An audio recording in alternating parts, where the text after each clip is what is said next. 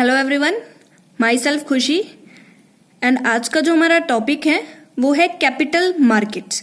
Capital market क्या होती है और इसमें कौन कौन सी मार्केट्स कवर होती हैं, जैसे कि प्राइमरी मार्केट होती है, सेकेंडरी मार्केट होती है। कैपिटल मार्केट की क्या क्या फीचर्स होती हैं, क्या फंक्शंस होते हैं, क्या टाइप्स होते हैं, और प्राइमरी मार्केट और सेकेंडरी मार्केट को भी डिटेल में हम इस वीडियो में करेंगे। तो हमें पहले समझने से पहले कि कैपिटल मार्केट क्या होती है, तो हमें सबसे पहले समझना होगा कि फाइनेंशियल मार्केट क्या होती है। फाइनेंशियल मार्केट के 2 टाइप्स होते हैं, money market and capital market. Capital market हम कर रहे हैं कि फाइनेंशियल मार्केट का टाइप होता है, इसलिए हमें पहले फाइनेंशियल मार्केट को करने की जरूरत है कि फाइनेंशियल मार्केट होता क्या है। तो फाइनेंशियल मार्केट एक मार्केट प्लेस है, मतलब कि एक ऐसी जगह है, मार्केट की एक ऐसी जगह है जहां पर कुछ चीजें ट्रेड होती हैं। कौन सी चीजें? जो हमारा बॉन्ड है, सिक्योरिटी है, जो हमारी इक्विटी होती है, सिक्योरिटीज होती हैं, करेंसीज होती हैं, मतलब कि जो भी हमारी सिक्योरिटीज होती हैं, बॉन्ड, इक्विटी, डिबेंचर्स, तो इन चीजों का जहां पर ट्रेड होता है, जिस प्लेस पर, जिस मार्केट प्लेस पर इनका ट्रेड होता है, जहां पर इनकी सेलिंग परचेजिंग होती है, तो वहां पर उस प्लेस को हम बोलते हैं फाइनेंशियल मार्केट। ठीक है, फाइनेंशियल मार्केट के 2 टाइप्स होते हैं। फर्स्ट हमने किया money market and second is a capital market. Money market क्या होता है? Money market is a short term market. ये एक शॉर्ट टर्म मार्केट है जो कि 1 साल तक की मार्केट है। मतलब कि जब भी हम कोई सिक्योरिटी को खरीदते हैं या बेचते हैं, हम सेलिंग परचेजिंग करते हैं या ट्रेड करते हैं किसी भी ऐसे इंस्ट्रूमेंट में जो 1 साल से कम के लिए हमने खरीदे हैं, तो उन सिक्योरिटीज को हम मनी मार्केट के अंदर रखेंगे। तो मनी मार्केट कौन सी मार्केट है? एक शॉर्ट टर्म मार्केट है। मनी मार्केट एक फाइनेंशियल मार्केट है, मतलब कि एक फाइनेंशियल मार्केट का पार्ट है which the transaction is taken place for only 1 year. 1 year के लिए हम ट्रांजैक्शन करते हैं। जो मैक्सिमम टाइम होगा हमारी मनी मार्केट में ट्रेड करने का, वो होगा 364 डेज। अब आप कहेंगे कि 1 साल में तो 365 डेज होते हैं, तो इसमें 364 डेज क्यों हुए? इसमें क्या होता है कि जो हमारी 364 डेज हमने क्यों लिया है, 364 डेज हमने क्यों लिया है, क्योंकि 364 वाले डे हमें पेमेंट करनी होती है। अगर मतलब हमें एक नोटिफिकेशन आ जाता है कि ये लास्ट डेट है, तो हमें क्या है, अपनी सिक्योरिटी सेल करनी है या पेमेंट करना है, कुछ भी करना है, तो वो 364 वाले डेज हमें नोटिफिकेशन आ जाती है और हमें एट द एंड 365 डेज तक हमें कंप्लीट सारी ट्रांजेक्शंस कवर हो जानी चाहिए। अगर हम यहाँ पे लिख देते हैं 365 डेज, तो 365 डेज तक कोई भी काम कंप्लीट नहीं होता, तो ये डे चला जाता है 366 तक, और 366 डे जो होगा वो नेक्स्ट ईयर में चला जाता। इसलिए यहाँ पर जो टाइम पीरियड होता है वो 364 डेज का होता है मैक्सिमम, और मिनिमम जो होता है वो 1 दिन के लिए होता है। मतलब कि हमने कोई एक सिक्योरिटी खरीदी, हमने आज खरीदी, और हमने फॉर एग्जाम्पल आज वन है, 1 कोई भी लगा लो, आज मई है, लगा लो एग्जाम्पल के लिए कि 1 मई है 2018, और अगर हमने वो सेल कर दी 2 मई 2018 को, कोई भी सिक्योरिटी हमने खरीदी, उसका प्राइस बहुत ही बढ़ गया, हमें प्रॉफिट हुआ, हमने कहा चलो सेल कर देते हैं। हमने जब वो जो सिक्योरिटी है वो हमने सेल कर दी अगले ही दिन, तो हमें क्या कहेंगे हम कि वो मनी मार्केट का पार्ट है। ठीक है, कम से कम 1 दिन के लिए हमें उस सिक्योरिटी को रखना है, और ज्यादा से ज्यादा हमें 365 दिनों के लिए उस सिक्योरिटी को रखना है। मनी मार्केट जो होती है वो कंट्रोल और रेगुलेटेड बाय द आरबीआई। जो मनी मार्केट है वो आरबीआई रेगुलेट करता है। आरबीआई जो हमारा है वो सेंट्रल बैंक ऑफ इंडिया है, सेंट्रल बैंक है। ठीक है, तो जो सेंट्रल बैंक है वो हमारा है RBI, reserve bank of India. ये था हमारा मनी मार्केट। जो आज का हमारा टॉपिक है वो हमारा कैपिटल मार्केट है, इसलिए मनी मार्केट को हम ज्यादा डिटेल में नहीं करेंगे। ठीक है, तो कैपिटल मार्केट पे आते हैं। कैपिटल मार्केट क्या कहता है? ऑन द कंट्रेरी, क्योंकि ये इसका दूसरा पार्ट है, इसमें क्या कर रहे थे हम, शॉर्ट टर्म मार्केट है, लेकिन ये क्या है, लॉन्ग टर्म मार्केट है एंड मीडियम टर्म मार्केट है। जो कैपिटल मार्केट है वो लॉन्ग टर्म मार्केट है एंड मीडियम टर्म मार्केट है। जो capital market is a financial market, ये फाइनेंशियल मार्केट का एक पार्ट है जिसमें ट्रांजैक्शन की जाती है मोर देन 1 ईयर्स। मतलब कि 364 डेज से ज्यादा की जो भी ट्रांजैक्शंस होंगी, 365 डेज से ऊपर की जो भी ट्रांजैक्शंस होंगी, वो कैपिटल मार्केट के अंदर ही आएंगी। कैपिटल मार्केट जो है वो कंट्रोल किया जाता है एंड रेगुलेट किया जाता है सेबी के द्वारा। सेबी क्या है? हमारा security exchange board of India है। तो जो ये हमारे सेबी है, इसके अकॉर्डिंग ही हमारी जो भी कैपिटल मार्केट को कंट्रोल एंड रेगुलेट किया जाता है। अब सेबी आ गया है, आरबीआई आ गया। आरबीआई के बारे में आपको पता ही होगा कि हमारा सेंट्रल बैंक है, नोट छापता है और बहुत से इसके वर्क है। इसके लिए मैं एक अलग वीडियो बनाऊंगी और इसके लिए भी मैं एक अलग वीडियो बनाऊंगी। ठीक है, जो सेबी है उसको हम थोड़ा सा समझ लेते हैं, क्योंकि हमने करना ही कैपिटल मार्केट है। तो कैपिटल मार्केट रेगुलेट कौन कर रहा है? सेबी कर रहा है। तो सेबी को हम थोड़ा डिटेल में करते हैं कि सेबी क्या है क्या नहीं है। सेबी की फुल फॉर्म मैंने आपको बता ही दी है कि security exchange board of India. ठीक है, तो जो इसकी एस्टेब्लिशमेंट हुई थी वो 1988 में हुई थी। जो सेबी की एस्टेब्लिशमेंट है 1988 में हुई थी, और लेकिन जो ये बॉडी थी, सेबी की जो बॉडी थी वो 1992 में बनाई गई। ठीक है, जो इस्टेब्लिशमेंट हो गई थी 1988 में, और 1992 में इसकी बॉडी बनाई गई। और जो इसका काम था वो 2-3 जो भी 4 साल का लगा लो जो काम था, वो दोबारा फ्रेम किया गया था, कैसे काम किया जाएगा, क्या क्या फंक्शंस करेगा सेबी। तो वो आगे जो स्टैच्यूटरी बॉडी बनाई गई थी उसमें सारा कुछ कर दिया गया था। जो कि पावर्स दी गई थी, जो पावर दी गई थी वो 1992 में दी गई थी। जो इसका हेडक्वार्टर है, सेबी का जो हेडक्वार्टर है वो मुंबई में है। मुंबई में इसका हेडक्वार्टर है। और जो इसके चेयरमैन थे वो थे मिस्टर अजय त्यागी। ठीक है, जो इसके चेयरमैन थे, और जो इसका हेडक्वार्टर है वो मुंबई में है। नेक्स्ट हम करते हैं कि बोर्ड ऑफ मेंबर्स कितने हैं। इसके जो सेबी के जो बोर्ड ऑफ मेंबर्स हैं वो कितने हैं। सबसे फर्स्ट इसके 9 मेंबर्स हैं। सबसे फर्स्ट इसके कितने मेंबर्स हैं, 9 मेंबर्स हैं, जिसको डिवाइड किया गया कुछ पार्ट्स में। 4 पार्ट्स हैं इसके। तो जो फर्स्ट है वो है एक चेयरमैन था, एक चेयरमैन है।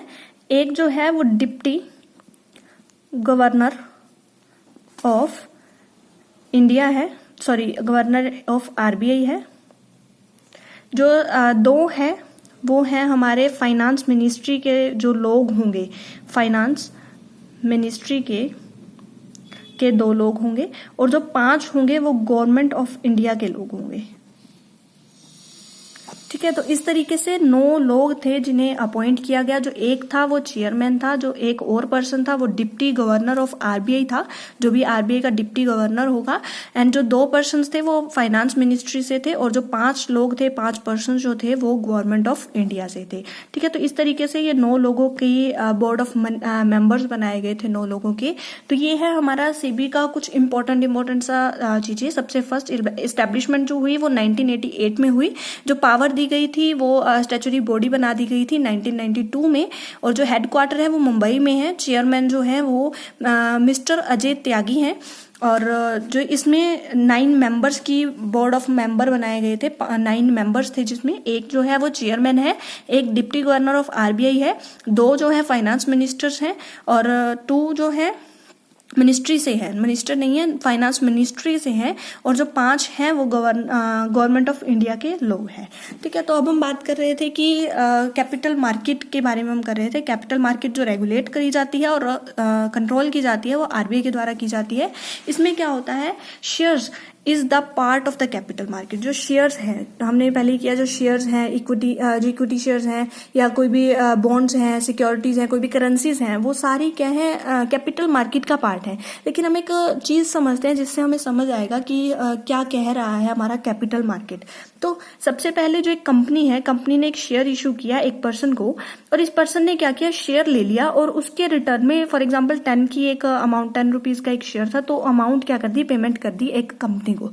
ठीक है, अब इस पर्सन ने क्या किया, अगले ही दिन एक दिन में खरीदा, अगले दिन उसने क्या किया, ये शेयर दे दिया किसी अनदर परचेजर को, और शेयर दे दिया, और उससे क्या है, अमाउंट ले ली। ये अमाउंट किसको गई, इस पर्सन को गई। तो इस पर्सन के लिए तो ये क्या हुआ, ये एक शॉर्ट टर्म मार्केट हुई, इसने खरीदा और बेच दिया। लेकिन कंपनी के लिए जो ये शेयर्स है वो क्या है, वो एक कैपिटल मार्केट का पार्ट है, क्योंकि उस जो कंपनी है उसने उस शेयर को रिडीम नहीं किया है।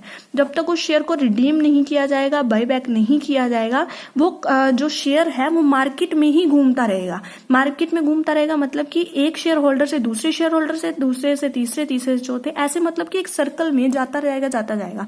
ठीक है, तो इसी तरीके से ये एक कैपिटल मार्केट का पार्ट है, क्योंकि जब एक कंपनी शेयर इशू करती है तो लगभग काफी सालों के बाद ही वो उसे रिडीम करती है या बाय बैक करती है। ठीक है, तो यही था एक तरीका कैपिटल मार्केट को समझाने का, कि ये जो तरीका है मतलब कि शेयर्स घूमता रहेगा। हमने बहुत टाइम बाद जो है वो एक कंपनी रिडीम करती है, और जब भी 1 साल से ऊपर के बाद कोई भी ट्रांजैक्शंस की जाती हैं तो उसे हम कैपिटल मार्केट के अंदर रखते हैं। जो शेयर्स हैं, डिबेंचर्स हैं, बॉन्ड्स हैं, ये सारे कैपिटल मार्केट का ही पार्ट है। कैपिटल मार्केट की फीचर्स क्या है? तो फीचर्स क्या है? सबसे first, it deal in long term and medium term funds. हमने पहले क्या कि ये लॉन्ग टर्म मार्केट है, मीडियम टर्म मार्केट है, इसीलिए ये डील करती है लॉन्ग टर्म फंड्स में एंड मीडियम टर्म फंड्स में। It consist of primary market and secondary market. जो कैपिटल मार्केट है इसके दो तरह के पार्ट होते हैं, एक प्राइमरी मार्केट होता है और एक सेकेंडरी मार्केट होता है। इसको हम आगे डिटेल में करेंगे। It also consist of special financial institutions. कुछ स्पेशल इंस्टीट्यूशंस होते हैं, जो फाइनेंशियल इंस्टीट्यूशंस होते हैं वो भी कैपिटल मार्केट के अंदर आते हैं। It covers both individual and institution investors. इसमें जो कैपिटल मार्केट है, कैपिटल मार्केट में सिर्फ इंडिविजुअल इन्वेस्ट नहीं करते हैं, इंडिविजुअल भी करते हैं और साथ ही साथ कुछ इंस्टीट्यूशंस होते हैं वो भी इन्वेस्ट करते हैं। तो इंडिविजुअल इन्वेस्टर्स भी होते हैं और इंस्टीट्यूशन इन्वेस्टर्स भी होते हैं। नेक्स्ट क्या कहते हैं कि it makes funds available to the industries. जो ये मनी मार्केट, जो हमारी कैपिटल मार्केट है, ये क्या करती है? फंड्स को अवेलेबल करवाती है कुछ इंडस्ट्रीज को या कमर्शियल अंडरटेकिंग्स को। क्योंकि जो इंडस्ट्रियल एंड कमर्शियल अंडरटेकिंग्स होते हैं इन्हें फंड्स चाहिए होते हैं, इसीलिए जो ये इंडस्ट्रीज एंड कमर्शियल अंडरटेकिंग्स होती हैं ये शेयर्स इश्यू करती है, डिवेंचर, बॉन्ड्स या फिर अनदर सिक्योरिटीज इश्यू करती है मार्केट में, जिससे उन्हें फंड मिल जाता है। इसलिए ये जो फंड है वो जो हमारी कैपिटल मार्केट है वो फंड अवेलेबल करवाती है इंडस्ट्रियल को और कमर्शियल अंडरटेकिंग्स को। नेक्स्ट क्या कहते हैं कि इट फंक्शन थ्रू इंटरमीडिएरीज। अब एक चीज और देखो कि जो एक कंपनी है, कंपनी बाहर के जो इन्वेस्टर्स हैं उन्हें नहीं जानती, चाहे वो इन्वेस्टर इंडिविजुअल है या फिर कोई भी इंस्टीट्यूशन इन्वेस्टर है, तो उन इन्वेस्टर्स को वो कंपनी नहीं जानती। तो वो कंपनी क्या करती है? एक इंटरमीडिएरी की हेल्प लेती है। बीच में जो एक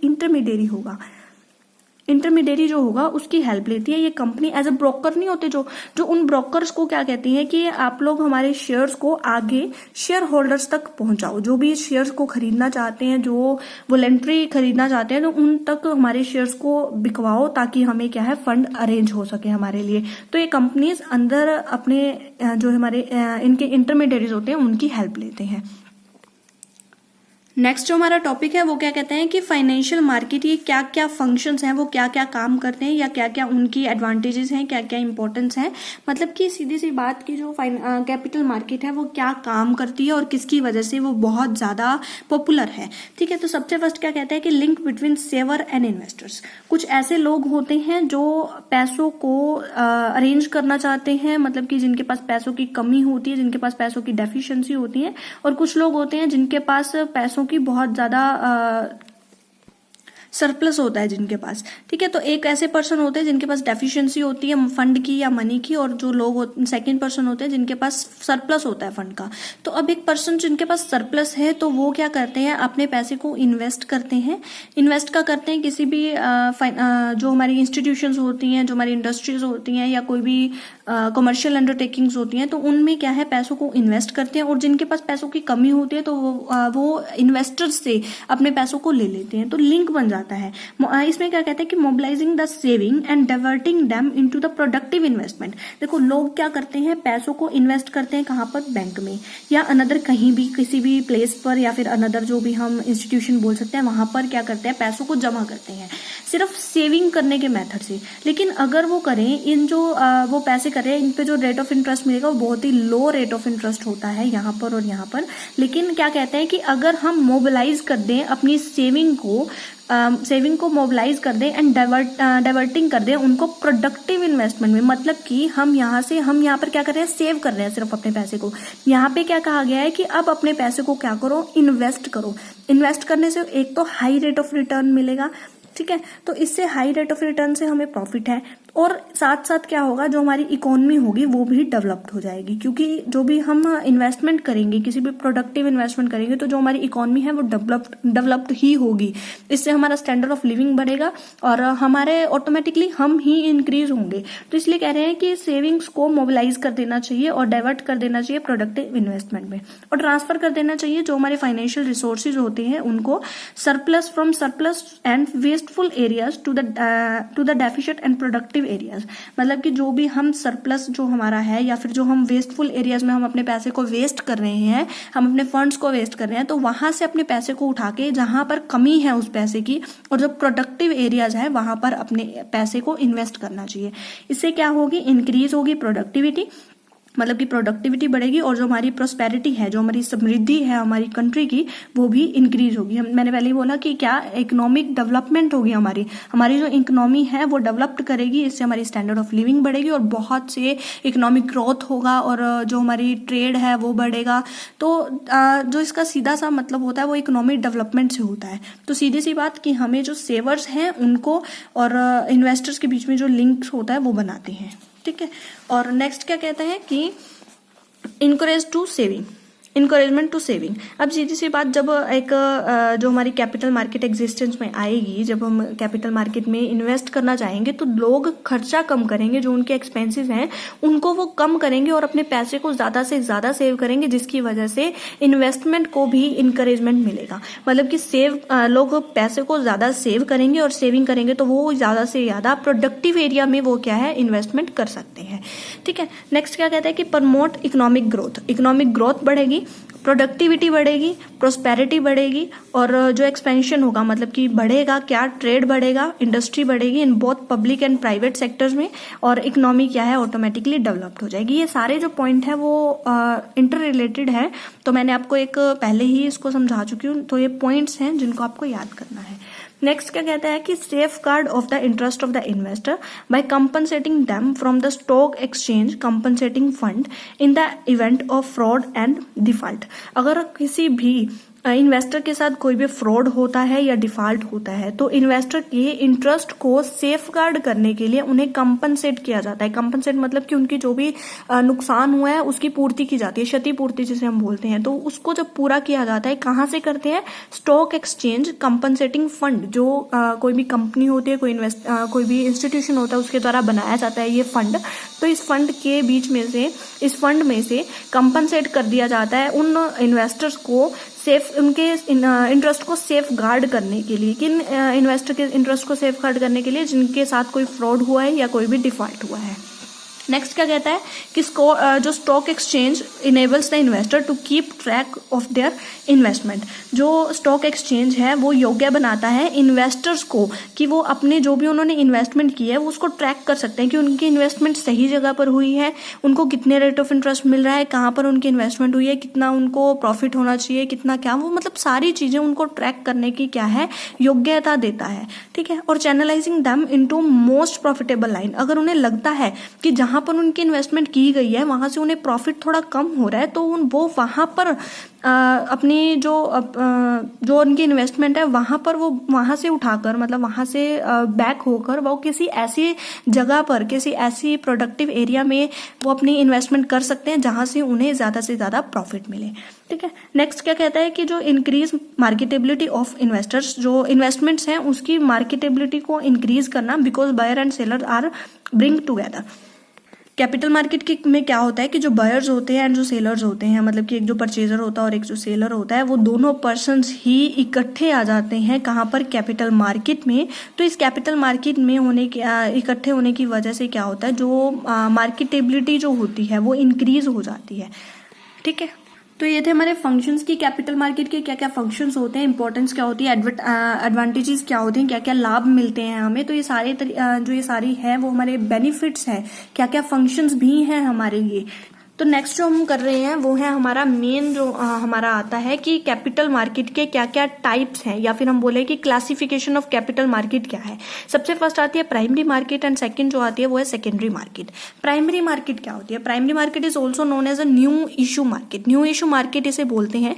क्यों बोलते हैं? क्योंकि जो प्राइमरी मार्केट है वो क्या काम करता है? प्राइमरी मार्केट काम करता है मतलब कि कोई भी ऐसी कंपनी है या कोई इंस्टीट्यूशन है जो फर्स्ट टाइम शेयर्स को या किसी भी सिक्योरिटी को फर्स्ट टाइम इशू करेगी, तो इसको बोलते हैं प्राइमरी मार्केट। और सेकेंडरी मार्केट क्या बोलते हैं कि जो पहले से इशूड शेयर्स हैं या फिर जो कंपनी ने पहले से ही इशू किए हुए हैं शेयर्स, तो उनको दोबारा इशू करना, ठीक है, तो उसे बोलते हैं secondary market. Primary market is also known as the new issue market. Primary market is that market, वो मार्केट है which funds is raised by the industrial and commercial enterprises. Primary market वो मार्केट है जिसमें rise किया जाता है funds. कौन rise करता है? जो हमारे इंडस्ट्रियल होते हैं या कमर्शियल एंटरप्राइजेज होते हैं, जो कमर्शियल अंडरटेकिंग्स होती हैं, जो हमारी कमर्शियल अंडरटेकिंग्स या कमर्शियल एंटरप्राइजेज होती हैं, जो इंडस्ट्रियल एरियाज होते हैं, वहाँ की जो कंपनीज होती हैं या कोई भी ऐसी इंस्टीट्यूशंस होती हैं जिनको फंड चाहिए होता है, तो वो प्राइमरी मार्केट में से राइज करते हैं फ्रॉम इन्वेस्टर्स। और जो ये फंड्स होता है वो जो फंड्स हैं वो राइज करते हैं, कौन राइज करते हैं? Industrial and commercial enterprises. किससे करते हैं? इन्वेस्टर से करते हैं, जो उस फंड को जिनके पास सरप्लस होता है और वेस्टफुल एक्टिविटीज में वो कर रहे होते हैं, इसलिए वो प्रोडक्टिव एक्टिविटीज में अपने फंड को लगाते हैं। और through issue of shares, debenture and bonds and another securities, कोई भी सिक्योरिटीज, बॉन्ड, शेयर्स, डिवेंचर्स, कोई भी ऐसी सिक्योरिटीज को इशू करने के बाद जो भी फंड राइज किया जाता है, ठीक है। Primary market is a segment, वो सेगमेंट है of capital market which deals with the new securities. मैंने आपको पहले बताया कि जो भी सिक्योरिटीज पहली बार इश्यूज की जाती हैं, जो भी शेयर्स, बॉन्ड, डिवेंचर्स या कोई भी अनदर सिक्योरिटी जो होती है वो पहली बार इशू की जाती है, तो वो कैपिटल मार्केट के प्राइमरी मार्केट का ही सेगमेंट है। नेक्स्ट क्या कहते हैं? The main function of the primary market is to facilitate company to raise funds, ठीक है। जो प्राइमरी मार्केट क्या फंक्शन प्ले करती है? सबसे फर्स्ट वो फैसिलिटी देती है कंपनीज को टू राइज फंड को राइज करने में by the making fresh issue of shares and debenture, ताकि किस चीज से वो पैसे को अरेंज कर सकते हैं, रेज कर सकते हैं फंड्स, अपने शेयर्स को फर्स्ट टाइम इशू करके, अपने डिवेंचर्स को फ्रेश इशू करके, फर्स्ट टाइम इशू करके। इसमें क्या होता है? इन दिस मार्केट कंपनी जो होती है वो सेल करते हैं its stock directly to the investors. जो कि कंपनी है, कंपनी का जो इन्वेस्टर्स हैं उनसे डायरेक्ट रिलेशन होता है, कंपनी सीधा ही जो इन्वेस्टर्स होते हैं उनको अपने जो स्टॉक है वो सेल कर देती है। There are many intermediaries involve in the primary market, जो डायरेक्टली तो करती हैं लेकिन इसमें कुछ इंटरमीडियरीज भी इन्वॉल्व होते हैं। कौन कौन से होते हैं? मर्चेंट बैंक्स होते हैं, brokers, underwriters, registrar, share transfer agents.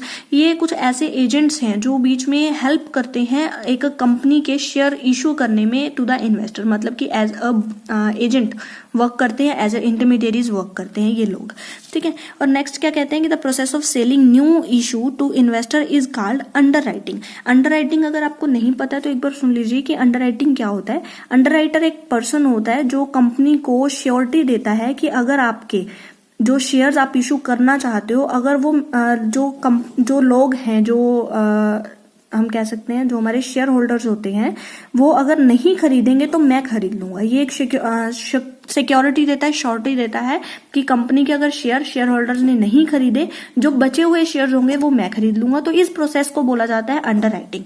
The process of selling new issue to the investor is known as underwriting.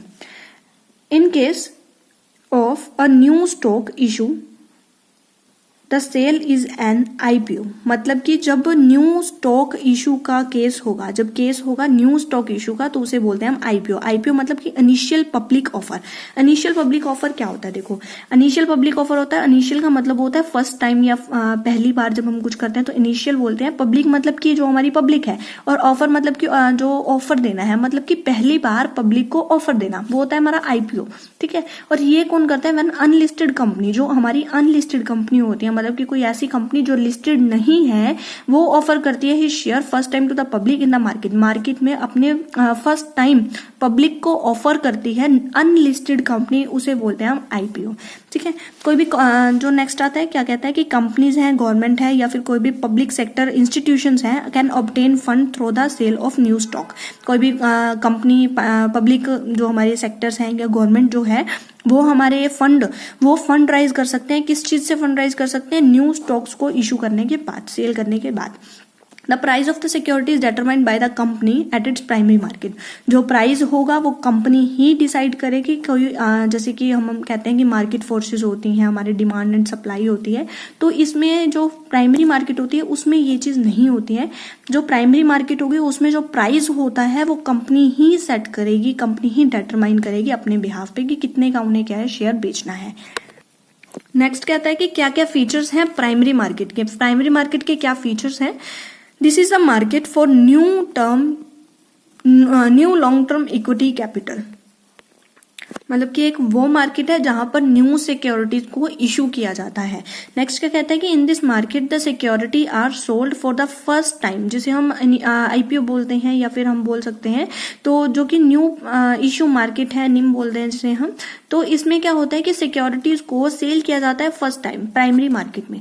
Next क्या कहते हैं the market the secure in this market, इस मार्केट में क्या होता है the security are issued by the company directly to the investors, ये भी हम कर चुके हैं। The company received money and issue new security certificate, जो भी हमारे बॉन्ड होते हैं, डिवेंचर होते हैं या जो हमारे शेयर्स होते हैं, इनको इनका एक सर्टिफिकेट होता है, ठीक है। तो ये जो सर्टिफिकेट होता है इसको इशू कर देती है कंपनी, और जो कंपनी होती है वो पैसों को रिसीव कर लेती है, राइज कर लेती है फंड को।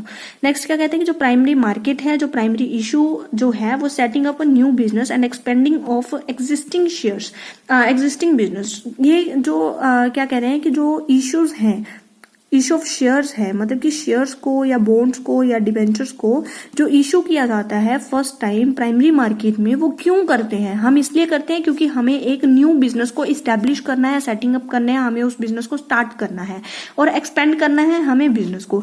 मैं आपको बता दूं कि मैंने एक वीडियो ऑलरेडी बना दी है, setting up a new business या setting up a new venture जिसे हम बोलते हैं। तो वो कैसे की जाती है, क्या क्या प्रोसेस हमें फॉलो करनी होती है, वो मैंने वीडियो बना दी है, तो आप वो भी देख सकते हैं, ठीक है। तो इसमें भी वही आ रहा है कि प्राइमरी मार्केट, प्राइमरी इशू मतलब कि कुछ पैसों को राइज किया जाता है, तो वो कहां से करेंगे? शेयर्स को इशू कर सकते हैं, बॉन्ड डिबेंचर्स को इशू करके अपने क्या है बिजनेस को स्टार्ट कर सकते हैं, या फिर उन्हें क्या है बिजनेस को अगर एक्सपेंड करना है, बढ़ाना है, पहले छोटे लेवल पे था, अब उसे क्या है बड़े लेवल पे करना है, तो उस बड़े लेवल पे करने के लिए पैसे चाहिए, तो उसे प्राइमरी मार्केट में क्या है फंड्स को राइज किया जाता है, कोई भी शेयर इशू करके, डिबेंचर या कोई भी सिक्योरिटी को इशू करके। नेक्स्ट क्या कहते हैं कि जो प्राइमरी मार्केट है वो परफॉर्म करती है एन इम्पोर्टेंट फंक्शन, जो प्राइमरी मार्केट है वो इंपॉर्टेंट फंक्शन प्ले करती है to facilitate capital formation in economy, क्योंकि इससे कैपिटल फॉर्मेशन भी होता है। कैपिटल फॉर्मेशन होता है कि कैपिटल को बनाना, मतलब कि कोई भी पैसों को राइज करना, ठीक है। तो प्राइमरी मार्केट ये इंपॉर्टेंट फंक्शन प्ले करता है, ठीक है। फाइनेंशियल जो है एसेट्स वो सोल्ड की जाती हैं only redeem by the original holder, मतलब कि इसमें जो भी फाइनेंशियल एसेट्स हैं, जो भी सिक्योरिटीज हैं, वो रिडीम की जाती हैं जो उनके ओरिजिनल जो होल्डर्स होते हैं, मतलब कि जो कंपनी है उनके द्वारा ही रिडीम की जाती है। मैंने आपको पहले ही बताया था कि कई बार क्या होता है कि जो शेयर्स होते हैं एक पर्सन ने खरीदा, एक पर्सन से आगे एक ने खरीद लिया, फिर एक ने खरीद लिया, ऐसे क्या है एक लाइन चलती रहती है, एक फ्लो चलता रहता है, एक सीक्वेंस चलता रहता है। लेकिन जब तक ओरिजिनल होल्डर, मतलब कि लास्ट मान लो कि इस शेयर होल्डर के पास था और इस शेयर होल्डर से कंपनी ने खरीद लिया, तो ही इसे हम रिडीम मानेंगे, तो आगे सेल हो रहा है, ठीक है। नेक्स्ट क्या कह रहा है कि क्या इंपॉर्टेंस है कैपिटल मार्केट की? तो सबसे फर्स्ट जो है वो इकोनॉमिक ग्रोथ है। इकोनॉमिक ग्रोथ मतलब कैपिटल ग्रोथ। कैपिटल ग्रोथ क्या कहता है कि if the individual converts saving into investment, वो अपनी जो एक पर्सन है वो अपनी सेविंग को आगे क्या है इन्वेस्टमेंट में कर रहा है, कन्वर्ट कर रहा है, तो क्या होगा प्राइमरी मार्केट फैसिलिटेट करती है कैपिटल ग्रो में, क्योंकि इससे क्या है कैपिटल ग्रो ही होगी।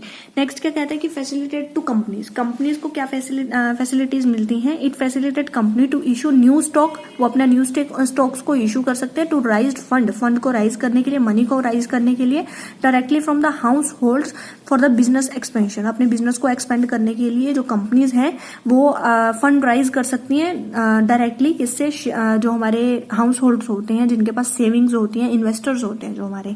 नेक्स्ट क्या कह रहे हैं कि फैसिलिटेट टू गवर्नमेंट। गवर्नमेंट को क्या क्या फैसिलिटी मिलती है?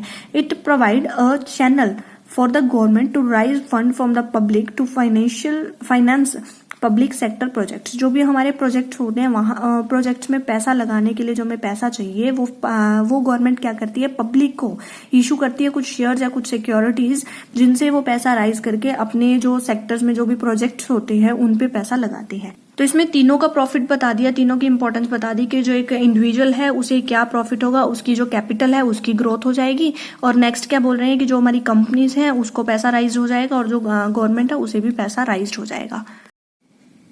नेक्स्ट आता है हमारा कि क्या क्या फंक्शंस हैं प्राइमरी मार्केट के। प्राइमरी मार्केट के फंक्शन अब हम कर रहे हैं। तो सबसे फर्स्ट फंक्शन है वो है ऑर्गेनाइजेशन।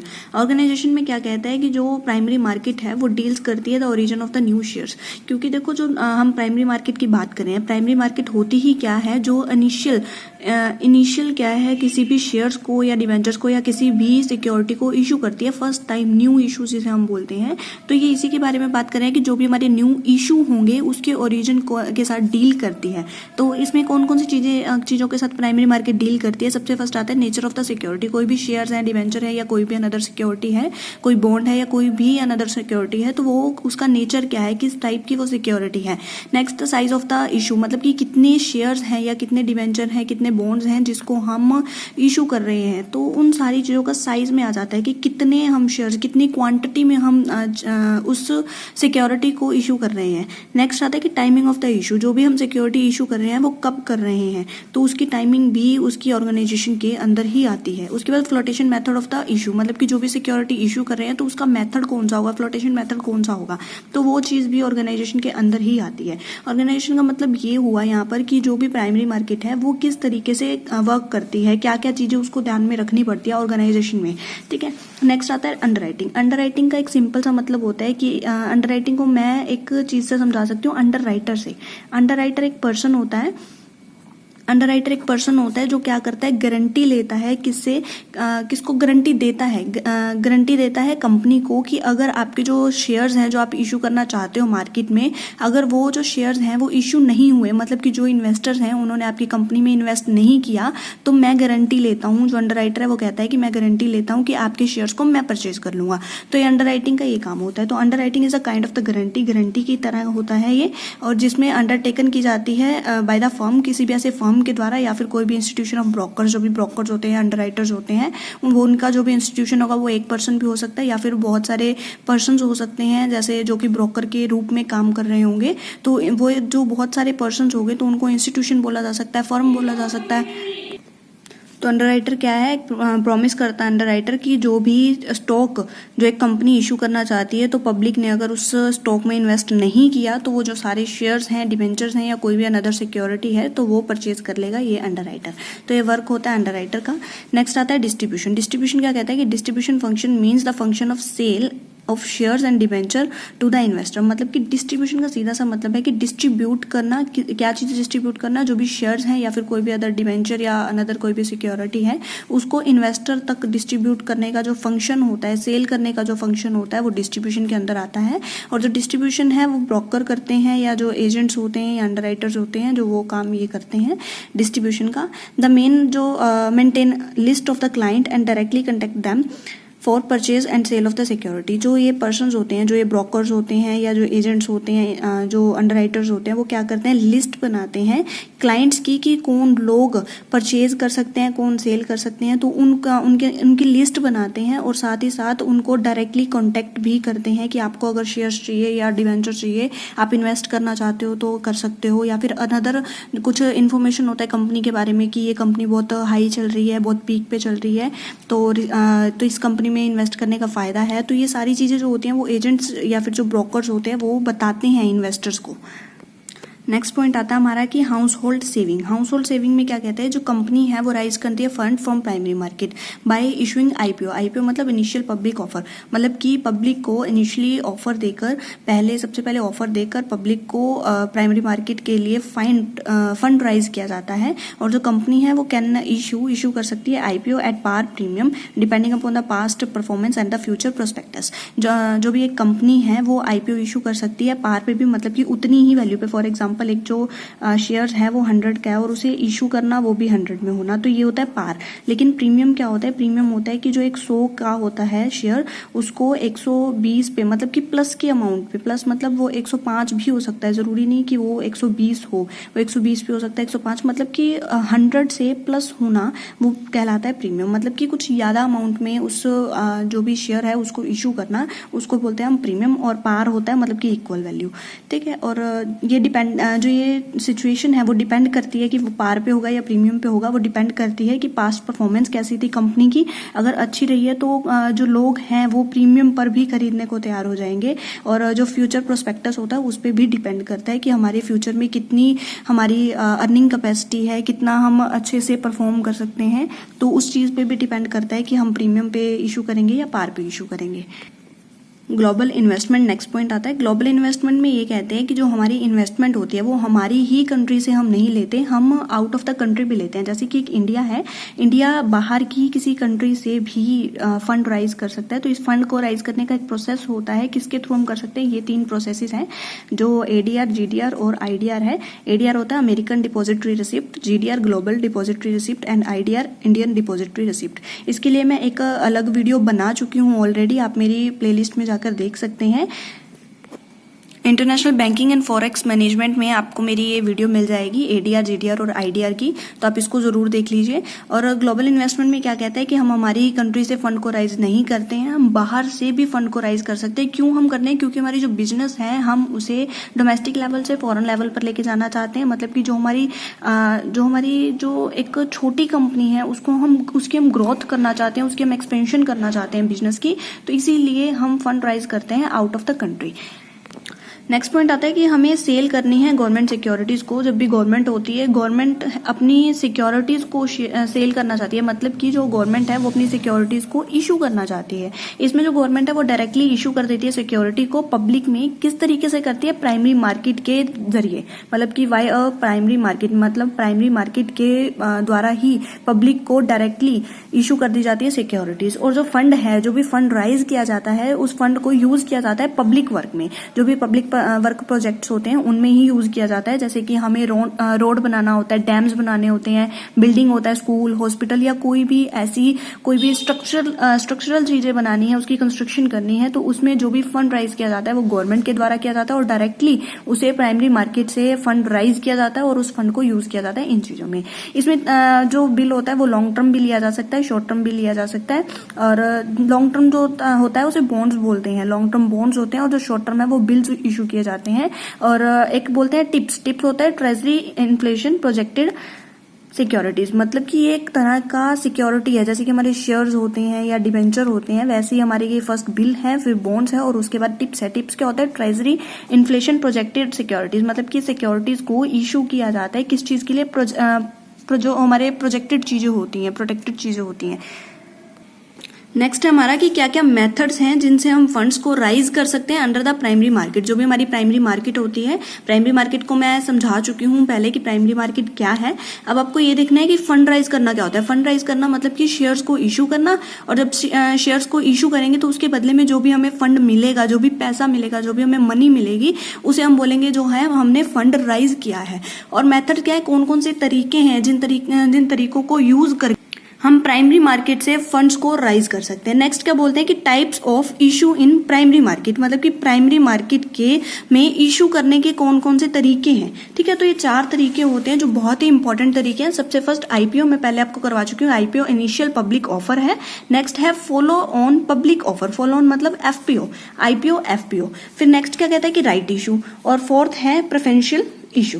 इन चारों को हम थोड़ा डिटेल में करते हैं। क्या कहते हैं कि इनिशियल पब्लिक ऑफर, इनिशियल का मतलब क्या होता है, फर्स्ट, मतलब कि फर्स्टली जब भी कोई ऑफर किया जाता है, पब्लिक ऑफर किया जाता है, तो वो क्या होता है, अनलिस्टेड कंपनी जब होती है, वो जब ऑफर करती है, अनलिस्टेड कंपनी जब भी फर्स्ट टाइम पब्लिक को ऑफर करती है कोई भी सिक्योरिटी, तो उसे हम बोलते हैं आईपीओ। जिसमें क्या बोलेंगे कि हम फ्रेश इशू ऑफ सिक्योरिटीज को फ्रेश इशू करना है।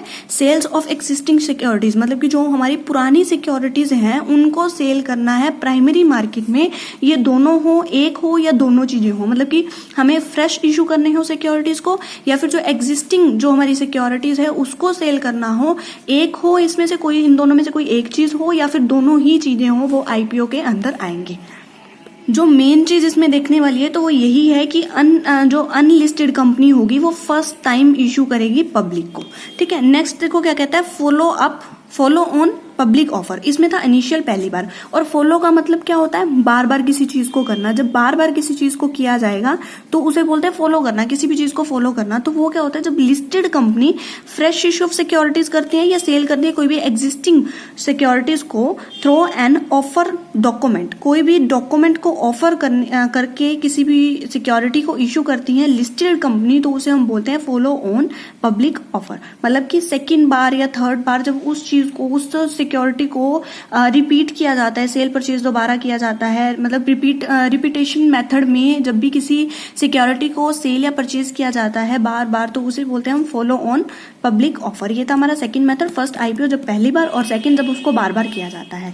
ठीक है, नेक्स्ट आता है क्या बोलते हैं कि राइट इशू। राइट इशू क्या होता है, जब लिस्टेड कंपनी क्या करेगी, fresh security to existing shareholders, fresh जो सिक्योरिटीज हैं टू एग्जिस्टिंग शेयर होल्डर्स, जो पुराने शेयर होल्डर्स हैं उनको फ्रेश सिक्योरिटी इशू करेगी। मतलब पुराने शेयर होल्डर मतलब वो शेयर होल्डर्स जो कंपनी में ऑलरेडी उनके पास क्या है, कुछ शेयर्स हैं, जिनके पास ऑलरेडी शेयर्स हैं, वो फ्रेश सिक्योरिटीज उनको दे देना, उन लोगों को, उन शेयर होल्डर्स को।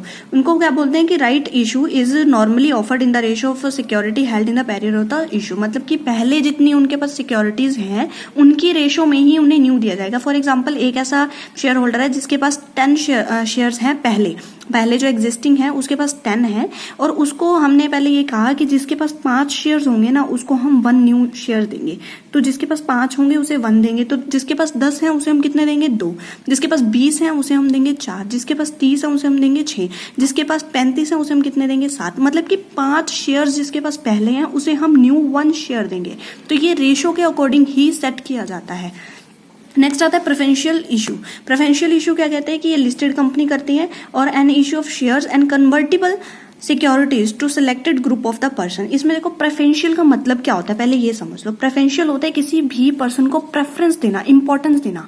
प्रेफरेंस होता है इंपॉर्टेंस, किसी पर्सन को कुछ ऐसी चीज के लिए इंपॉर्टेंस दे देना कि आपको ये चीज करने की हम कह सकते हैं कि किसी भी चीज, किसी पर्सन को कुछ करने के लिए परमिशन दे देना, किसी स्पेशल चीज को करने के लिए परमिशन दे देना, प्रेफरेंस देना, उस पर्सन को इंपॉर्टेंस देना। तो इसमें भी क्या प्रेफरेंस दी गई है, इसमें शेयर्स इशू किए गए हैं, और वो शेयर्स कौन से होंगे, कन्वर्टेबल शेयर्स होंगे, कन्वर्टेबल सिक्योरिटीज होंगे, जिसको to selected group of the person, कुछ सिलेक्टेड पर्सन को ही ये प्रेफरेंशियल इशू दिए जाते हैं। फास्टर वे होता है for a company to raise equity capital. मतलब कि जब एक कंपनी को फंड राइज करने हैं तो बहुत जल्दी, अगर प्रेफरेंशियल इशू अगर किया जाए तो बहुत जल्दी हम फंड को राइज कर सकते हैं, और ये किसको दी जाती है, कुछ सिलेक्टेड पर्सन्स को दी जाती हैं। और ये जो शेयर्स होंगे वो कन्वर्टेबल सिक्योरिटी होती है, कि मतलब कि कुछ टाइम बाद, कुछ एक टाइम पीरियड के बाद उस शेयर्स को हम चेंज कर सकते हैं, कन्वर्ट कर सकते हैं किसी अनदर सिक्योरिटी में। तो ये था अब तक का हमारा कि प्राइमरी मार्केट क्या होता है। जो नेक्स्ट अब हम कर रहे हैं वो है हमारा कि सेकेंडरी मार्केट क्या होता है। प्राइमरी मार्केट हमने क्या की, जहां पर फर्स्ट टाइम हम किसी भी इशू को करते हैं, किसी भी सिक्योरिटी को इशू करते हैं, तो उसे हम बोलते हैं प्राइमरी मार्केट। ये होती है हमारी प्राइमरी मार्केट। अब हम करते हैं सेकेंडरी मार्केट। सेकेंडरी मार्केट क्या होती है कि जो शेयर्स, जो सिक्योरिटीज इशू की जा चुकी हैं एक बार, उसको दोबारा री इशू करना, फिर उसको फिर री इशू करना, फिर री इशू करना, और ये चीज चलती रहती है। ये जो प्रोसेस है वो चलती रहती है। इसे बोलते हैं सेकेंडरी मार्केट में डीलिंग्स होना। तो ये सेकेंडरी मार्केट है। तो ये जो आता है कि आफ्टर मार्केट, इसे हम आफ्टर मार्केट भी बोलते हैं। जो प्राइमरी मार्केट है वो फर्स्ट मार्केट है, और सेकेंडरी मार्केट को हम आफ्टर मार्केट बोलते हैं। और एक बात और ध्यान रखने वाली क्या है कि अगर जो प्राइमरी मार्केट होती है उसमें जो सेलर होता है वो खुद कंपनी होती है। जो कंपनी होती है वो इशू करती है शेयर को। फर्स्ट टाइम जो हम आईपीओ करते हैं, या कोई भी हमने प्रेफरेंशियल राइट किया, प्रेफरेंशियल इशू किया, या राइट इशू किया, फॉलो अप मतलब पब्लिक ऑफर किया, ये सब कुछ जो करती है वो कंपनी ही फर्स्ट टाइम इशू करती है। लेकिन हम सेकेंडरी मार्केट में करेंगे कि जब एक कंपनी ने फर्स्ट बार इशू कर दिया शेयर को। फॉर एग्जांपल मान लो ये एक इन्वेस्टर था, तो इसको कंपनी ने शेयर दे दिए, फिर उसके बाद एक इन्वेस्टर ही दूसरे इन्वेस्टर को सेल करेगा, फिर ये वाला इन्वेस्टर आगे इन्वेस्टर को सेल करेगा। इस तरीके से जो ये चेन है वो बन जाती है आगे। मतलब एक इन्वेस्टर दूसरे इन्वेस्टर को सेल करता है, कंपनी का इसमें कोई रोल नहीं होता। कंपनी ने तो एक बार कर लिया, और एट द एंड जब ये बहुत सारी चेन बन जाएगी, उसके बाद जब एंड में कंपनी करना चाहेगी उसे रिडीम, तो जब कंपनी रिडीम करना चाहेगी तब एट द एंड जो भी जिस भी इन्वेस्टर के पास वो होगा तो वो कंपनी को एट द टाइम रिडीम, जब रिडीम किया जाएगा तो उसको कंपनी को दे देगी। तो एक प्रोसेस होती है ये सेकेंडरी मार्केट में कि इन्वेस्टर से ही इन्वेस्टर की तरफ जाता है, जो कंपनी है वो एग्जिस्टेंस में नहीं आती। तो secondary market is a market, वो मार्केट है where securities and stocks are traded between the two investors. दो इन्वेस्टर के बीच में ट्रेड होता है। मैंने पहले ही आपको बताया कि इन्वेस्टर्स इसमें एक परचेज परचेज करता है, एक इन्वेस्टर परचेज करता है और जो अनदर है वो उस सिक्योरिटी को सेल करता है। ठीक है, तो जो हमने किया कि जो भी सिक्योरिटीज होंगी या कोई भी स्टॉक होगा वो ट्रेड की जाएगी, उसको सेलिंग परचेजिंग की जाएगी बिटवीन इन्वेस्टर्स के बीच में। और जो सेकेंडरी मार्केट है वो एक ऐसी मार्केट है in which existing securities are brought and sold with the help of the brokers. तो इसमें जो इंटरमीडिएरी का काम करते हैं वो ब्रोकर्स होते हैं या कोई भी एजेंट्स होते हैं, तो वो काम करते हैं बीच में सेल परचेज करवाने का, क्योंकि एक इन्वेस्टर होता है वो दूसरे इन्वेस्टर को जानता नहीं है, तो एक ब्रोकर होता है या फिर कोई भी एजेंट हम बोल सकते हैं, तो ये एज अ इंटरमीडिएरी का काम करते हैं और सेल परचेज इनके करवाते हैं, मतलब कि ट्रेड करवाते हैं दो लोगों के बीच में। ठीक है, और जो secondary market is the previously issue financial instrument. जो सेकेंडरी मार्केट है जिसमें प्रीवियसली इशूड फाइनेंशियल इंस्ट्रूमेंट्स जो होते हैं उन्हीं को ब्रॉट एंड सोल्ड किया जाता है। जो इंस्ट्रूमेंट होते हैं वो है stock instrument, bonds instrument, option, future. तो ये जो इंस्ट्रूमेंट है इनकी मैं अलग वीडियो बना चुकी हूँ, तो आप इसकी वीडियो भी देख सकते हैं अगर आपको चाहिए है तो। ठीक है, तो ये कुछ इंस्ट्रूमेंट्स होते हैं जिनको ट्रेड किया जाता है सेकेंडरी मार्केट में। नेक्स्ट क्या कहते हैं कि जो सेकेंडरी मार्केट है वो हाईली लिक्विड होता है अपने नेचर में। तो हाईली लिक्विड का यहाँ पर मतलब क्या है? हाईली लिक्विड है कि जब चाहे इन्वेस्टर उस चीज को सेल कर सकता है, जो भी किसी भी तरह की सिक्योरिटी है, जब चाहे सेल कर सकता है और जब चाहे कोई भी इन्वेस्टर उस सिक्योरिटी को परचेज कर सकता है। जब भी एक इन्वेस्टर को लगता है कि मुझे प्रॉफिट होगा अगर मैं सेल कर दूंगा तो वो बेच भी सकता है। अगर उसको लगता है कि मेरे पास रखे रहने, मैं सिक्योरिटी अभी नहीं बेचूं, बाद में बेचूं तो मुझे ज्यादा प्रॉफिट होगा, तो वो उसकी जो एक पर्सन है, जो एक इन्वेस्टर है, उसकी मर्जी है। हाईली लिक्विड का मतलब यहाँ है कि जो भी पर्सन जब भी बेचना चाहे तो बेच सकता है, जब भी खरीदना चाहे तो खरीद सकता है। और जो इसकी पेमेंट होती है, जैसे कि हम कोई चीज की बात करें कि हमने सेल किया, हमें पैसे थोड़े टाइम बाद मिलते हैं, लेकिन यहाँ पर हाईली लिक्विड का मतलब क्या है कि जब भी हम सेल करेंगे विद इन 24 आवर्स हमारे पास उस जो भी हमने जो सिक्योरिटी है उसको सेल किया उसकी अमाउंट हमारे अकाउंट में ट्रांसफर हो जाती है। क्यों, कैसे ट्रांसफर हो जाती है? 24 आवर्स का टाइम लगता है। 24 आवर्स का टाइम इसलिए लगता है क्योंकि कुछ इलेक्ट्रॉनिकली ट्रांजेक्शन्स होती हैं, जैसे कि ये जो ट्रांजेक्शन होगी वो अकाउंट से दूसरे अकाउंट में आएंगी, तो इलेक्ट्रॉनिकल ट्रांजेक्शन को होने में 24 आवर्स का टाइम लग जाता है मेनली, तो इसीलिए 24 आवर्स का टाइम लेते हैं और इसे हाईली लिक्विड बोला जाता है। नेक्स्ट क्या बोलते हैं कि जो सेकेंडरी मार्केट है वो 2 कंपोनेंट्स से मिलकर बनी है, मतलब कि हाईली जो सेकेंडरी मार्केट है उसमें 2 कंपोनेंट्स होते हैं। The first is the support market and the future market. Support market and future market को मैं अलग वीडियो में एक वीडियो बना चुकी हूँ जिसमें option market, forward market, swap market, spot market and future market में कवर कर चुकी हूँ। इन शॉर्ट आप समझ लीजिए कि क्या होता है। स्पॉट मार्केट होता है कि कोई भी जो इंस्ट्रूमेंट होता है तो उस इंस्ट्रूमेंट को सेल कर देना, जब हमने उसका अमाउंट देखा उसको उसी वक्त ऑन द स्पॉट से नाम से ही क्लियर है कि ऑन द स्पॉट उस इंस्ट्रूमेंट को उस मार्केट में सेल कर देना।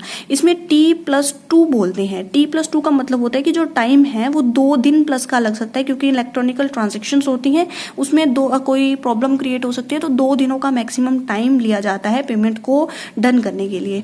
फ्यूचर मार्केट क्या होता है कि इसमें जो इंस्ट्रूमेंट को बेचा जाएगा फिर फ्यूचर में बेचा जाएगा, लेकिन जो रेट होगी वो उसी वक्त में सेट कर ली जाएगी, उसी वक्त, उसी जो टाइम चल रहा है उसी वक्त जो रेट होगी जो सिक्योरिटी को सेल करने की वो सेट कर ली जाएगी, लेकिन जो हमारा ट्रांजैक्शन होगी वो फ्यूचर में होगी, नियर फ्यूचर में होगी। तो ये होता है वो।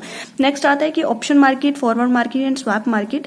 ये सेकेंडरी मार्केट के जो पार्ट्स हैं ये आप मेरी दूसरी वीडियो में देख लीजिए, क्योंकि ये वीडियो थोड़ी लॉन्ग जा रही है, इसलिए आप उस वीडियो में देख लीजिए।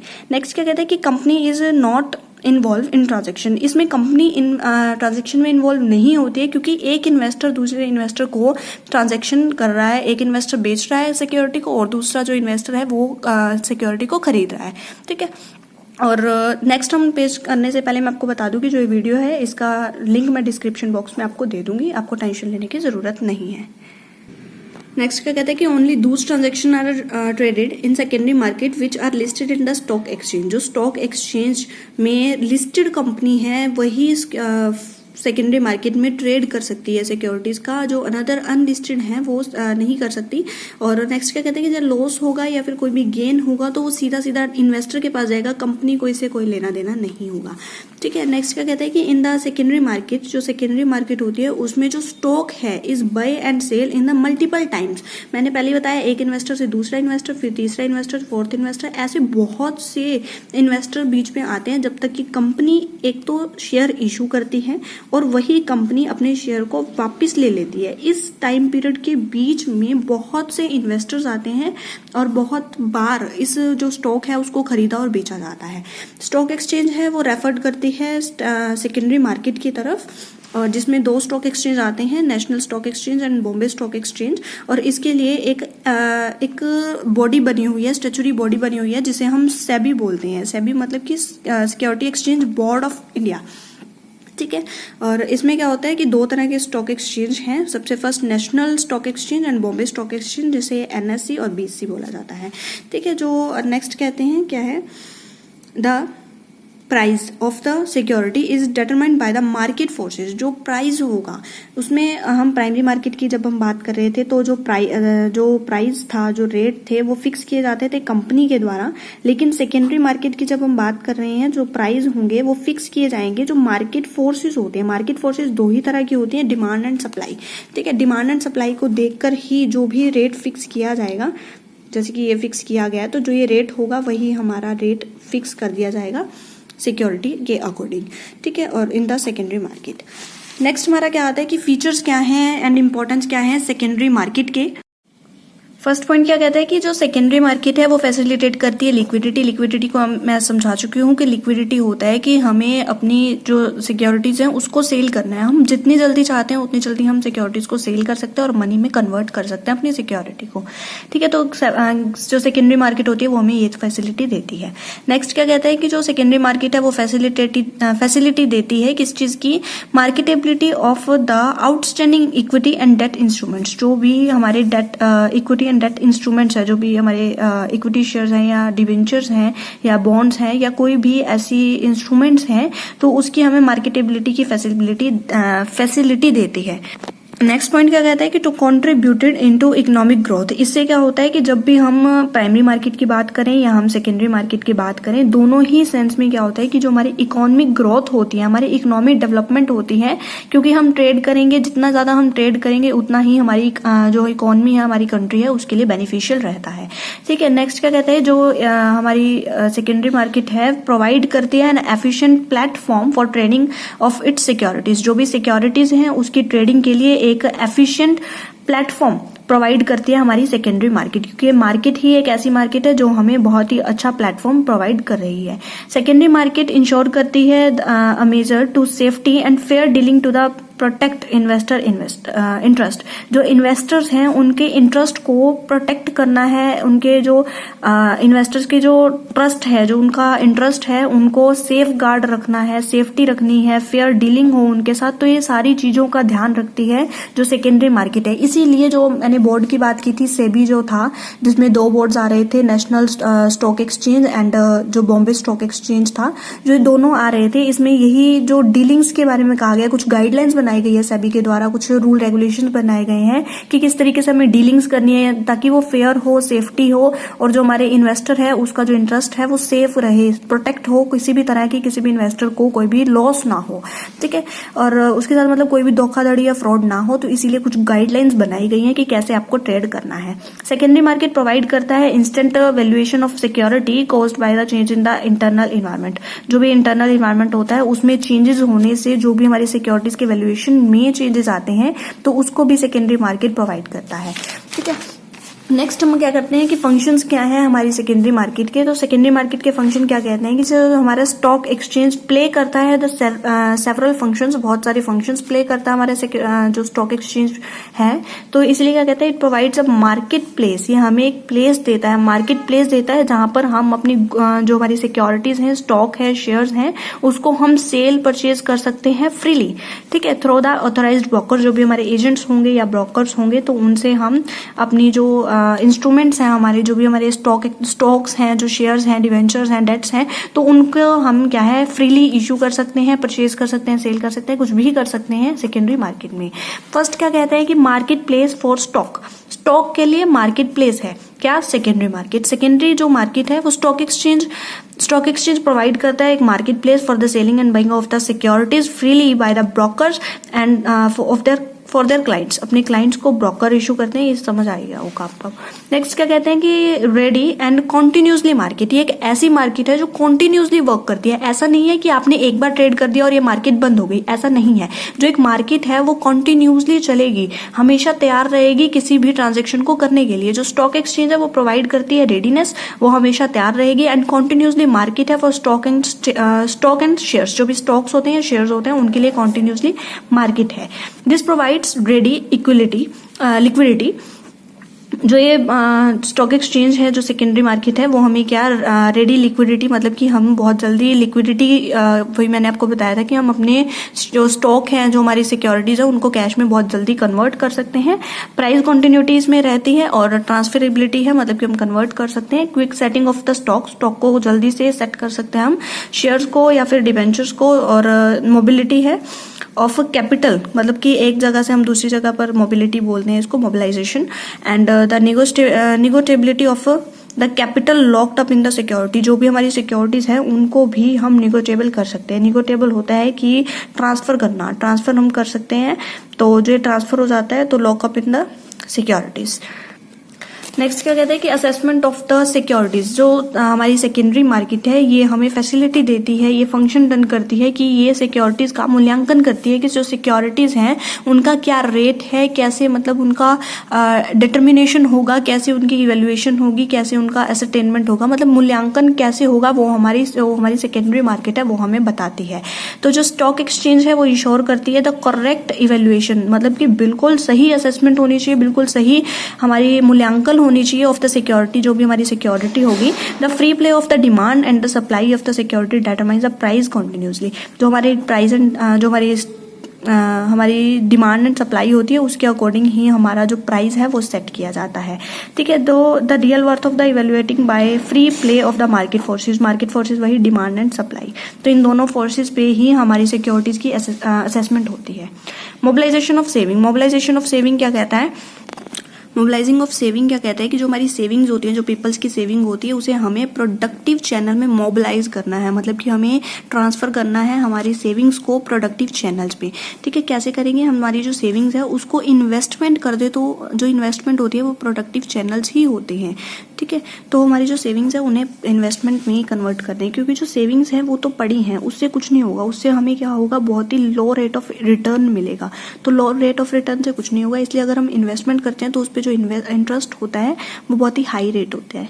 ठीक है, नेक्स्ट क्या कहते हैं कि ट्रांसफरिंग द फाइनेंशियल रिसोर्सेज, जो हमारे फाइनेंशियल रिसोर्सेज होते हैं उनको ट्रांसफर करना है from the surplus and wasteful activities to the deficient and productive channels, मतलब कि एक ऐसी फाइनेंशियल रिसोर्सेज को हमें ट्रांसफर करना है जहां से हमारी जो सरप्लस पड़ी है, जो हमारी वेस्टफुल एक्टिविटीज हो रही हैं, उसको उस जगह पर लेके जाना जहां पर कुछ डेफिशिएंट है, जहां पर पैसों की कमी है, वहां पर पैसों को इन्वेस्ट करना। नेक्स्ट क्या आता है कि कैपिटल फॉर्मेशन क्या होता है? इन दिस इंड्यूस्ड पब्लिक, जो पब्लिक होती है to save and invest in the securities, इसमें जो इंड्यूस्ड पब्लिक होती है वो सेव करती है और इन्वेस्ट करती है सिक्योरिटीज में, अपने पैसे को इन्वेस्ट करती है, इन्वेस्टमेंट करती है प्रोडक्टिव चैनल्स में। तो इससे क्या होता है, जो कैपिटल फॉर्मेशन हो जाती है और जो प्रोवाइड करते हैं necessary fund to needy investors. और देखो, एक तो जो एक कंपनी के लिए क्या बेनिफिट होगा, क्योंकि उन्हें क्या है, फंड राइज हो गया, और एक जो पर्सन है जिसने अपने पैसों को इन्वेस्ट किया है तो उसके लिए कैपिटल फॉर्मेशन हो गया। ठीक है, तो इस तरीके से जो काम होते हैं वो सेकेंडरी मार्केट करती है, जिससे एक जो इंडिविजुअल है जो इन्वेस्टमेंट कर रहा है उसको भी एक प्रॉफिट होता है, उसे इन्वेस्टमेंट में इंटरेस्ट मिलता है, बहुत ही हाई रेट होती है। और जो नीडी पीपल्स होते हैं, जो नीडी इंडस्ट्रीज होती हैं, इन्वेस्टिगेटर, मतलब जिनको पैसे चाहिए होते हैं तो उनको पैसे मिल जाते हैं, नेसेसरी फंड उनको राइज हो जाता है और इन लोगों को क्या है, रेट ऑफ इंटरेस्ट अच्छे मिल जाते हैं। जाते हैं। तो आज की जो हमारी वीडियो थी वो थी फाइनेंशियल मार्केट पे। फाइनेंशियल मार्केट का एक टॉपिक किया जिसमें हमने कैपिटल मार्केट को कंप्लीट किया, जिसमें प्राइमरी मार्केट और सेकेंडरी मार्केट को हमने किया है। अब जो नेक्स्ट वीडियो हम आगे बनाएंगे वो हमारी मनी मार्केट पे होगी। और आज की अगर आपको मेरी वीडियो पसंद आई है तो एक लाइक ज़रूर कर दीजिएगा। Thank you so much for listen me very carefully. अगर आपको कोई भी डाउट रहता है, कोई क्वायरी रहती है तो आप मुझे कमेंट सेक्शन में कमेंट करके पूछ सकते हैं। और साथ ही साथ इस वीडियो को अपने दोस्तों में शेयर ज़रूर कर दीजिए ताकि उन्हें भी कैपिटल मार्केट के बारे में नॉलेज मिल सके। Thank you so much for listen me very carefully.